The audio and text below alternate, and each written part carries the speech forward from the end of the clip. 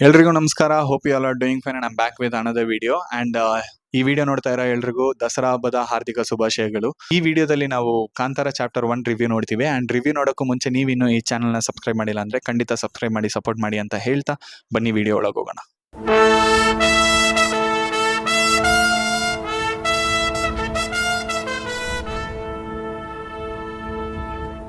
ಕಾಂತಾರ 2022 ಅಲ್ಲಿ ರಿಲೀಸ್ ಆಗ್ಬೇಕಾದ್ರೆ ಅದಕ್ಕೆ ನೆಕ್ಸ್ಟ್ ಚಾಪ್ಟರ್ ಬರುತ್ತೆ ಅನ್ನೋ ಐಡಿಯಾ ನಮಗೆ ಒಂಚೂರು ಇರಲಿಲ್ಲ. ಬಿಕಾಸ್ ಮೂವಿದಲ್ಲಿ ಯಾವುದೇ ರೀತಿ ಲೀಡ್ ಕೊಟ್ಟಿರಲಿಲ್ಲ. ಬಟ್ ಆದರೆ ಕಾಂತಾರ 2022 ಅಲ್ಲಿ ಮಾಡಿದ ಮ್ಯಾಜಿಕ್ ಬ್ಲಾಕ್ ಬಸ್ಟರ್ ರಿಪೋರ್ಟ್ಸ್ ಇಂದ ಕಾಂತಾರ ಚಾಪ್ಟರ್ 1 ಇವತ್ತು 2025 ಅಲ್ಲಿ ರಿಲೀಸ್ ಆಗಿದೆ. ಅಂಡ್ ಕಾಂತಾರ ಬಗ್ಗೆ ಮಾತಾಡ್ಬೇಕಾದ್ರೆ ನಾವು ಖಂಡಿತ ರಿಷಬ್ ಶೆಟ್ಟಿ ಬಗ್ಗೆ ಮಾತಾಡಬೇಕು. ಅದೇ ರೀತಿ ಹೊಂಬಾಲೆ ಫಿಲ್ಮ್ಸ್ ಬಗ್ಗೆ ಮಾತಾಡಬೇಕು. ಹೊಂಬಾಲೆ ಫಿಲ್ಮ್ಸ್ಗೆ ಇದೊಂದು ಪ್ರೈಡ್ ಪ್ರಾಜೆಕ್ಟ್ ಅಂತಾನೆ ಹೇಳ್ಬೋದು.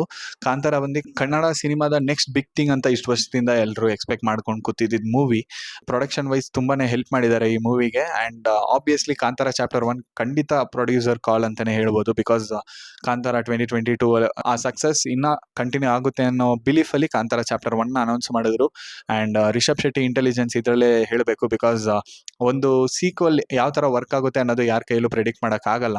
ಬಿಕಾಸ್ ಒಂದು ಕತೆ ಅರ್ಧದಲ್ಲಿ ನಿಲ್ಸಿದ್ರೆ ಅದಕ್ಕೆ ಸೀಕ್ವೆಲ್ ಕೊಡ್ಬೋದಿತ್ತು. ಬಟ್ ಆದ್ರೆ ಮುಗ್ದಿರೋ ಕತೆಗೆ ಸೀಕ್ವೆಲ್ ತೆಗೆಯೋದು ತುಂಬಾ ಕಷ್ಟ. ಬಟ್ ಆದ್ರೆ ರಿಷಬ್ ಶೆಟ್ಟಿ ಇಲ್ಲಿ ಇಂಟೆಲಿಜೆನ್ಸ್ ನ ಯೂಸ್ ಮಾಡಿ ಇದಕ್ಕೆ ಪ್ರೀಕ್ವೆಲ್ ಸ್ಟೇಜ್ ಮಾಡಿದ್ದಾರೆ. ಸೊ ಪ್ರೀಕ್ವೆಲ್ ಅನ್ಬೇಕಾದ್ರೆ ನಾವ್ ಏನ್ ಬೇಕಾದ್ರೂ ಕತೆ ಹೇಳ್ಬೋದು. ಆ ತರ ಪ್ರೀಕ್ವೆಲ್ ನ ಬಿಲ್ಡ್ ಮಾಡಿ ರಿಷಬ್ ಶೆಟ್ಟಿ ಅವರು ಸ್ಟೇಜ್ ಮಾಡಿದ್ದಾರೆ. ಅಂಡ್ ರಿಷಬ್ ಶೆಟ್ಟಿ ಬಗ್ಗೆ ಮಾತಾಡ್ಲೇಬೇಕು. ಕಾಂತಾರ 2022 ಅಲ್ಲಿ ಆ ಲಾಸ್ಟ್ 30 ಮಿನಿಟ್ಸ್ ಅಲ್ಲಿ ರಿಷಬ್ ಶೆಟ್ಟಿ ಆ ಪರ್ಫಾರ್ಮೆನ್ಸ್ ಮಾಡಿರ್ಲಿಲ್ಲ ಅಂದಿದ್ರೆ ಇವತ್ತು ಕಾಂತಾರ ಚಾಪ್ಟರ್ 1 ಬರ್ತಾ ಇತ್ತಾ ಅನ್ನೋದು ಡೌಟೇ. ಬಿಕಾಸ್ ಕಾಂತಾರ 2022 ಆ ಸಕ್ಸಸ್ಗೆ ರಿಷಬ್ ಶೆಟ್ಟಿ ಆ 30 ಮಿನಿಟ್ಸ್ ಮಾಡಿದ ಪರ್ಫಾರ್ಮೆನ್ಸೇ ಮೇನ್ ರೀಸನ್ ಅಂತ ನನ್ನ ಅಭಿಪ್ರಾಯ. ಅಂಡ್ 2025 ಅಲ್ಲಿ ಅದನ್ನ ರಿಪೀಟ್ ಮಾಡಿದಾರ ಅಂತ ನಾನು ರಿವ್ಯೂದಲ್ಲಿ ಹೋಗ್ತಾ ಹೇಳ್ತೀನಿ.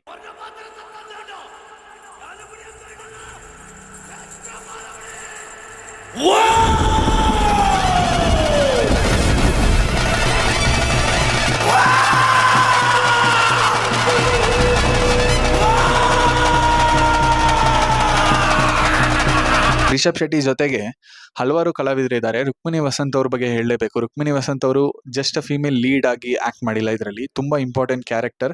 ಒಂದು ಫೀಮೇಲ್ ಲೀಡ್ ನ ಬರೀ ಬ್ಯೂಟಿಗೋಸ್ಕರ ಆನ್ ಪೆನ್ ಬರೆಯೋದು ಬಂದು ಕಾಮನ್ ಆಗಿ ಎಲ್ಲಾ ಸ್ಟೋರೀಸ್ ಅದೇ ತರ ಟೇಕ್ ಪ್ಲೇಸ್ ಆಗುತ್ತೆ ಅಂತ ಹೇಳ್ಬೋದು. ಬಟ್ ಆದ್ರೆ ಇವಾಗ ರೀಸೆಂಟ್ ಟೈಮ್ಸ್ ಅಲ್ಲಿ female centric movies are doing very much fine. And female lead characters ತುಂಬಾ ಇಂಪಾರ್ಟೆಂಟ್ ಆಗಿ ಬರೀತಾ ಇದ್ದಾರೆ. ಸೊ ಅದರಲ್ಲಿ ರುಕ್ಮಿಣಿ ವಸಂತ್ ಅವರ ಕ್ಯಾರೆಕ್ಟರ್ ತುಂಬಾ ಚೆನ್ನಾಗಿತ್ತು. ಅಂಡ್ ಅವರು ಆನ್ ಸ್ಕ್ರೀನ್ ಆ ಮೆಜೆಸ್ಟಿಕ್ ಲುಕ್ ಅಲ್ಲಿ ಅಷ್ಟು ಬ್ಯೂಟಿಫುಲ್ ಆಗಿದ್ರು. ಅಂಡ್ ರಾಣಿಯಾಗಿ ಅವರು ತುಂಬಾ ಚೆನ್ನಾಗಿ ಆಕ್ಟ್ ಮಾಡಿದ್ದಾರೆ. ಅಂಡ್ ಈ ಬಿಗ್ ಆಪರ್ಚುನಿಟಿನ ಅವರು ತುಂಬಾ ಚೆನ್ನಾಗಿ ಯುಟಿಲೈಸ್ ಮಾಡ್ಕೊಂಡಿದ್ದಾರೆ. ಅದರ್ ಹ್ಯಾಂಡ್ ಈ ಕತೆ ಬಗ್ಗೆ ನಾನು ಜಾಸ್ತಿ ಮಾತಾಡಕ್ ಹೋಗಲ್ಲ. ಬಿಕಾಸ್ ಕಾಂತಾರ ಚಾಪ್ಟರ್ 1 ಕತೆನ ನಾನು ಯಾವುದೇ ರೀತಿ ಸ್ಪಾಯ್ಲ್ ಮಾಡಕ್ಕೆ ಇಷ್ಟ ಇಲ್ಲ. ಬಟ್ ಅದೇ ಈ ಕತೆ ಹೇಗ್ ಸ್ಟಾರ್ಟ್ ಆಗುತ್ತೆ ಅಂತ ಹೇಳ್ಬಿಡ್ತೀನಿ. 1990s ಅಲ್ಲಿ Shiva, that is Rishab Shetty's childhood character, ಅವ್ರ ತಂದೆ ಯಾಕೆ ಈ ಪರ್ಟಿಕ್ಯುಲರ್ ಸ್ಪಾಟ್ ಅಲ್ಲಿ ಮಾಯ ಆದ್ರು ಅನ್ನೋದನ್ನ ಊರಿನ ಜನರ ಹತ್ರ ಕೇಳ್ತಾರೆ. ಸೊ ಅವಾಗ ಊರಿನ ಜನರು ಅದೊಂದು ದೊಡ್ಡ ದಂತಕತೆ ಅಂತ ಹೇಳಿ ಕಾಂತಾರ ಚಾಪ್ಟರ್ 1 ಸ್ಟೋರಿ ಸ್ಟಾರ್ಟ್ ಆಗುತ್ತೆ ಅಂತ ಹೇಳಿದ್ರೆ ಇದನ್ ಕ್ಯಾಸ್ಟ್ ಅಂಡ್ ಕ್ರೂ ಅಷ್ಟೇ. ಬಿಕಾಸ್ ಪೀರಿಯಾಡಿಕ್ ಜಾನರ್ ಅಂತ ಹೇಳ್ಬೇಕಾದ್ರೆ ಆ ಮೆಜೆಸ್ಟಿಕ್ ಜೈಜಾಂಟಿಕ್ ಲುಕ್ಸ್ ಇರಬೇಕು. ಲೈಕ್ ವೈಸ್ ಪರ್ಫಾರ್ಮೆನ್ಸ್ ಅಷ್ಟು ಬ್ರಿಲಿಯಂಟ್ ಆಗಿರ್ಬೇಕು. ಸೊ ಪರ್ಫಾರ್ಮೆನ್ಸ್ ಅಂತ ಹೇಳ್ಬೇಕಾದ್ರೆ ಜೈರಾಮ್ ಸರ್ ನ ಇನ್ಕ್ಲೂಡ್ ಮಾಡಿದ್ದಾರೆ ಈ ಮೂವಿದಲ್ಲಿ. Jayaram sir is a legendary actor. ಅವ್ರ ಬಗ್ಗೆ ಎಷ್ಟು ಜನ ಗೊತ್ತು ಅನ್ನೋದು ಗೊತ್ತಿಲ್ಲ. ಬಟ್ ಆದ್ರೆ ಈ ಮೂವಿ ನೋಡ್ತಾ ನಾನು ಯೋಚನೆ ಮಾಡಿದಲ್ಲ ವೈ ಜೈರಾಮ್ ಸರ್ ಅಂತಾನೆ. ಬಿಕಾಸ್ ಅಷ್ಟೊಂದು ಇಂಪಾರ್ಟೆಂಟ್ ಕ್ಯಾರೆಕ್ಟರ್ ಇರ್ಲಿಲ್ಲ ಈ ಮೂವಿದಲ್ಲಿ. ಬಟ್ ಆದ್ರೆ ಮೂವಿ ಎಂಡ್ ಆಗ್ಬೇಕಾದ್ರೆ ಎಕ್ಸ್ಟೆಂಡೆಡ್ ಕ್ಲೈಮ್ಯಾಕ್ಸ್ ಅಲ್ಲಿ ಜೈರಾಮ್ ಸರ್ ಒಂದು ಶಾರ್ಟ್ ಇರುತ್ತೆ. ಸೊ ಅವಾಗ ರಿಯಲೈಸ್ ಆಯ್ತು ಜೈರಾಮ್ ಸರ್ ಈ ಶಾರ್ಟ್ ಗೋಸ್ಕರ ಈ ಮೂವಿದಲ್ಲಿ ಕ್ಯಾಸ್ಟ್ ಇದ್ದಾರೆ ಅಂತ. ಅಂಡ್ ಗುಲ್ಶನ್ ದೇವಯ್ಯ ಅವರು is talk of the town ಅಂತ ಹೇಳ್ಬೋದು. ಬಿಕಾಸ್ ಬಾಲಿವುಡ್ ಆಕ್ಟರ್ ಅಂತ ಕ್ವೆಶನ್ ಮಾಡ್ತಾ ಇದ್ದಾರೆ ಅವ್ರ ಲುಕ್ಸ್ ಅಲ್ಲಿ. ಬಟ್ ಆದ್ರೆ ಅವ್ರು ನಮ್ ಕನ್ನಡದವರು.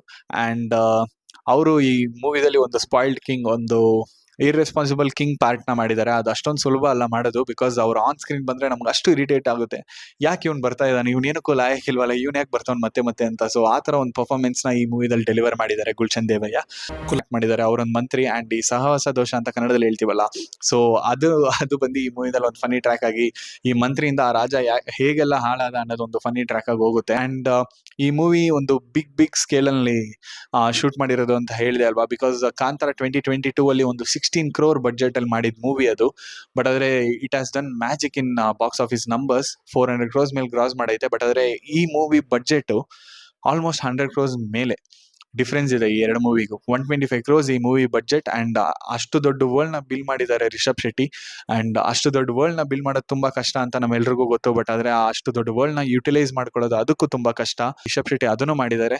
ಅಂಡ್ ಈ ಮೂವಿ ಬ್ಯಾಕ್ ಬೋನ್ ಅಂತ ಹೇಳ್ಬೇಕಾದ್ರೆ ಸಿನಿಮಾಟೋಗ್ರಫಿ ಹೇಳ್ಬೋದು ಖಂಡಿತ. ಬಿಕಾಸ್ ಇದರಲ್ಲಿ ಕಾಡಿನ ಪ್ರದೇಶ ಆಗ್ಲಿ, ರಾಜ್ಯಗಳಾಗ್ಲಿ, ಕಿಂಗ್ಡಮ್, ಅರಮನೆ, ಇದೆಲ್ಲ ಬೇಜನ್ ಎಲಿಮೆಂಟ್ಸ್ ಇರೋ ಈ ಮೂವಿದಲ್ಲಿ ಸಿನಿಮಾಟೋಗ್ರಫಿ ತುಂಬಾ ಕಷ್ಟ ಅಂತಾನೆ ಹೇಳ್ಬೋದು. ಬಿಕಾಸ್ ಆ ಕಾಡ್ಗಳೆಲ್ಲ ನಾವು ನೋಡದೇ ಇರೋ ಡೆನ್ಸ್ ಫಾರೆಸ್ಟ್, ಆ ತರ ರೀಜನ್ ಅಲ್ಲಿ ಶೂಟ್ ಮಾಡೋದು ತುಂಬಾ ಕಷ್ಟ.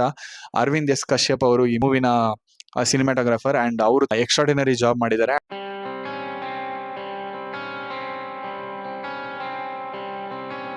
ಅಂಡ್ ಅಜನೀಶ್ ಲೋಕನಾಥ್ ಬಗ್ಗೆ ಹೇಳಲೇಬೇಕು. ಮ್ಯೂಸಿಕ್ ಇಲ್ಲದೆ ಕಾಂತಾರ ಇಲ್ಲ ಅಂತ ಹೇಳ್ಬೋದು. ಕಾಂತಾರ 2022ಗೆ ಆಲ್ಮೋಸ್ಟ್ ಹೈಪ್ ಇದ್ದಿದೆ ಆ ಮೂವಿನ ಸಾಂಗ್ಸ್. ವರಾಹ ರೂಪಂ ಆಗ್ಲಿ, ಸಿಂಗಾರ ಸಿರಿಯ ಆಗ್ಲಿ, ಇನ್ನ ಹಲವಾರು ಟ್ರ್ಯಾಕ್ಸ್ ಫಸ್ಟ್ ಪಾರ್ಟ್ ಅಲ್ಲಿ ಹೈಪ್ ಕೊಡಕ್ಕೆ ಮ್ಯೂಸಿಕ್ ರೀಸನ್ ಆಗಿತ್ತು. ಅಂಡ್ ಸೆಕೆಂಡ್ ಪಾರ್ಟ್ ಅಲ್ಲಿ ಅವರ ಬ್ಯಾಕ್ ಗ್ರೌಂಡ್ ಸ್ಕೋರ್ ತುಂಬಾನೇ ಹೆಲ್ಪ್ ಮಾಡಿದೆ ಸೀನ್ಸ್ ನ ಎಲಿವೇಟ್ ಮಾಡಕ್ಕೆ. ಬಟ್ ಆದ್ರೆ ಫಸ್ಟ್ ಪಾರ್ಟ್ ಇಂದಾನು ಒಂದು 2 ಸಾಂಗ್ಸ್ ರಿಪೀಟ್ ಆಗುತ್ತೆ. ಅದು ಕೇಳ್ಬೇಕಾದ್ರೆ ಇವತ್ತಿಗೂ ತುಂಬಾ ಫ್ರೆಶ್ ಆಗಿತ್ತು. ಅಂಡ್ ಈ ಸ್ಟೋರಿಗೂ ಅದು ತುಂಬಾ ಕನೆಕ್ಟ್ ಆಯ್ತು ಅಂತ ಹೇಳ್ಬೋದು.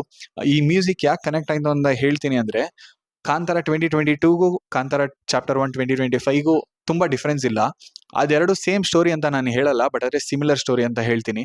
ಕಾಂತಾರ 2022 ಅಲ್ಲಿ ಬಂದಿದ್ದು ಒಂದು ಚಿಕ್ಕ ಲೋಕ, ಅದರಲ್ಲಿ ಇದ್ದಿದ್ದು ಜನರ ಮೇಲೆ ಇದ್ದಿದ್ದು ಡಿಸ್ಕ್ರಿಮಿನೇಷನ್, ದನಿಗಳಿಗೂ ಜನರಿಗೂ, ಅಂಡ್ ಜನರಿಗೂ ಕಾಡಿಗೂ ಇದ್ದಿದ್ದ ಸಂಬಂಧ, ಅಂಡ್ ಒಂದು ಡಿವೈನ್ ಪವರ್ ಬಂದಿದ್ದು ಜನರನ್ನ ಯಾಕೆ ಸೇವ್ ಮಾಡುತ್ತೆ, ಹೇಗೆ ಸೇವ್ ಮಾಡುತ್ತೆ ಅನ್ನೋದು ಕಾಂತಾರ 2022 ನ ಕಥೆ ಆಗಿರುತ್ತೆ.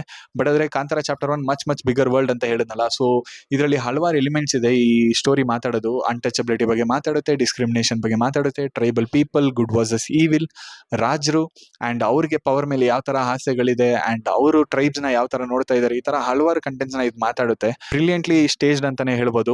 ಅಂಡ್ ಕಾಂತಾರ ಚಾಪ್ಟರ್ 1 ಬಗ್ಗೆ ಮಾತಾಡ್ಬೇಕಾದ್ರೆ ರಿಷಬ್ ಶೆಟ್ಟಿಗೆ ನಾನು ಯಾಕೆ ಇಷ್ಟೊಂದು ಅಪ್ರಿಶಿಯೇಟ್ ಮಾಡ್ತಾ ಇದ್ದೀನಿ ಅಂದ್ರೆ, ಅವರು ಈ 125 ಕ್ರೋರ್ಸ್ ಅಲ್ಲಿ ಈ ಮೂವಿದಲ್ಲಿ ಅಚೀವ್ ಮಾಡಿರೋ ವಿಷಯಗಳನ್ನ ಬೇರೆ ರಾಜ್ಯದ ಸಿನಿಮಾ ಇಂಡಸ್ಟ್ರಿದಲ್ಲಿ ನಾವು ಈಸಿಯಾಗಿ ನೋಡಕ್ಕಾಗಲ್ಲ. ಬಿಕಾಸ್ 125 ಕ್ರೋರ್ಸ್ ನ ಬೇರೆ ಸಿನಿಮಾ ರಾಜ್ಯಗಳಲ್ಲಿ ಬರೀ ಆಕ್ಟರ್ಸ್ಗೆ ಸ್ಯಾಲರಿ ಆಗಿ ಪೇ ಮಾಡ್ತಾ ಇದ್ದಾರೆ. ಬಟ್ ಆದ್ರೆ ಈ ಸ್ಟೋರಿನ ಅವರು ಬಿಲ್ಡ್ ಮಾಡಿರೋ ವಿಧ ಇದೆಯಲ್ಲ, ಈ ಮೂವಿಗೆ ಇನ್ವೆಸ್ಟ್ಮೆಂಟ್ ಮಾಡಿರೋದು ತುಂಬಾ ತುಂಬಾ ಅಪ್ರಿಷಿಯಬಲ್ ವಿಷಯ ಅಂತ ಹೇಳ್ತೀನಿ. ಬಿಕಾಸ್ ಈ ಮೂವಿದಲ್ಲಿ ಬಂದಿರೋ VFX ಸ್ಟ್ಯಾಂಡರ್ಡ್ಸ್ ಬಂದು ಯಾವುದೇ RRRಗೂ ಕಡಿಮೆ ಇಲ್ಲ ಅಂತ ಹೇಳ್ತೀನಿ. RRR VFX ಬಗ್ಗೆ ನಾವು ಯಾವ ಲೆವೆಲ್ಗೆ ಮಾತಾಡ್ತೀವೋ, ಕಾಂತಾರ ಚಾಪ್ಟರ್ 1 VFX ಬಗ್ಗೆ ಆ ಲೆವೆಲ್ಗೆ ಮಾತಾಡಲೇಬೇಕು.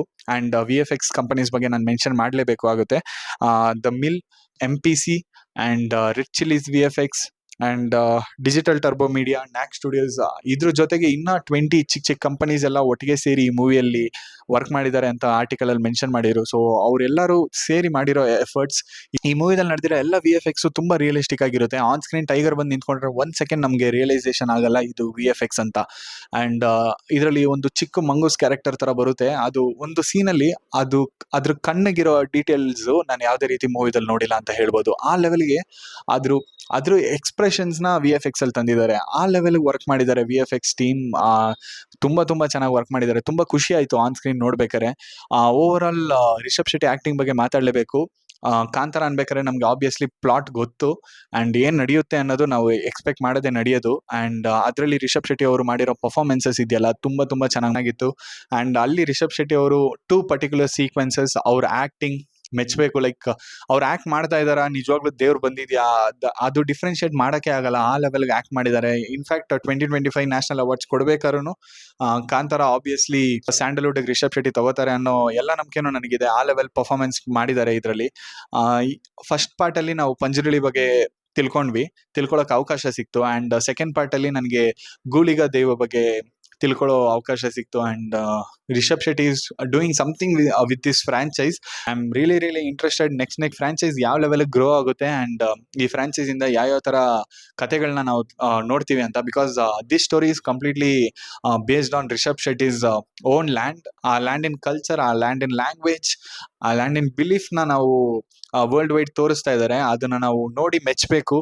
ಅಂಡ್ ಈ ಮೂವಿ ನನಗೆ ತುಂಬಾ ಸ್ಯಾಟಿಸ್ಫೈ ಆಯ್ತು. If you haven't watch Kantara in theatres yet, because ticket ಯಾರಿಗೂ ಅಷ್ಟೊಂದು ಈಸಿಯಾಗಿ ಸಿಗ್ತಾ ಇಲ್ಲ ಅಂತ ಕೇಳ್ಪಟ್ಟೆ.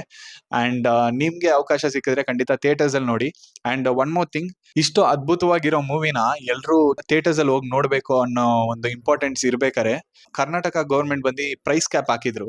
ಈ ಸಿನಿಮಾಸ್ಗೆಲ್ಲ 236 was the highest level of price. ಅದನ್ನ ಬಂದು ಹೋಲ್ಡ್ ಮಾಡಿದ್ದು ಒಂದು ಡಿಸ್ಅಡ್ವಾಂಟೇಜ್ ಅಂತ ಹೇಳ್ಬೋದು. ಬಿಕಾಸ್ ಫ್ಯಾಮಿಲಿ ಹೋಗ್ತಾ ಇದ್ದಾರೆ ಅಂದ್ರೆ ಪರ್ ಹೆಡ್ 500 ಟಿಕೆಟ್ ಕೊಟ್ಟು ಹೋಗಕ್ ಆಗಲ್ಲ.